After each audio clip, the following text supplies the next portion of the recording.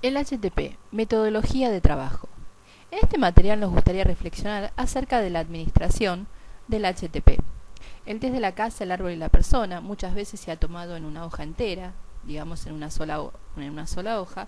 Lo que siempre recomendamos es su administración en hojas por separado, es decir, una hoja para el test de la casa, otra para el test del árbol y otra para el de la persona en esta secuencia. ¿Esto por qué? Porque además de funcionar como una triada el HTP, en donde podemos tomar conocimiento de aspectos básicos y nucleares de la personalidad, también, independientemente de esto, cada uno de estos test tiene su especificidad, genera determinadas vivencias, determinadas resonancias y están asociadas a aspectos específicos de la personalidad. Y también por la dinámica consciente, preconsciente e inconsciente que se genera durante la administración de los mismos. En este trabajo particularmente lo que nos gustaría reflexionar es acerca de la modalidad de administración. Una vez que administramos los tres test, ponemos sobre la mesa nuevamente los tres dibujos y le solicitaríamos al evaluado, tanto niño como adulto, que elija uno de ellos, el que más le guste. Tal vez si quiere utilizar dos o los tres, puede hacerlo. Lo que le pedimos es que escriba una historia. Con lo que este dibujo le sugiera. Una vez que el evaluado ha seleccionado el dibujo, se le da una hoja carta, una virome, no lápiz, sino una virome, y se lo deja unos minutos a solas, digamos, como para que pueda tener mejor concentración en el relato y no sentirse inhibido por la presencia del evaluador. El hecho del pedido de relato o el cuestionario, que ahora también comentaremos, es importante. ¿Por qué? Porque complementa el dibujo.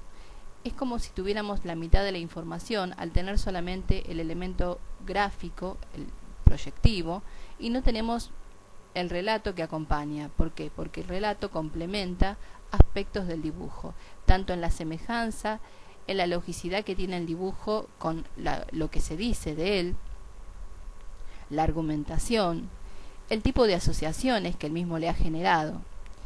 Muchas veces hay personas que tienen dificultades para escribir historias, en ese caso también se le puede dar el cuestionario que corresponde a ese test. En el trabajo, en la parte escrita de este trabajo, tienen el formulario que hemos tratado de ajustar en cuanto a simplicidad, reducir preguntas, modificar y proponer otras, tanto para la casa como para el árbol como para el dibujo de la persona. Entonces, finalmente, nuestra técnica de administración sería la siguiente.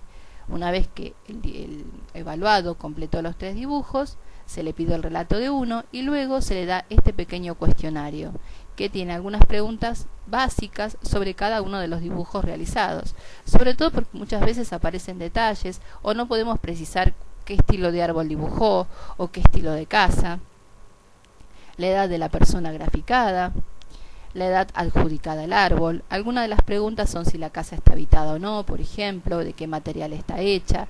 Cada uno de esas preguntas, que son de fácil y rápida respuesta, que se puede hacer tanto por escrito como por verbal, según el tipo de evaluación que tengamos que realizar, es importante porque es una información útil que después complementaremos, obviamente, con el resto de la batería.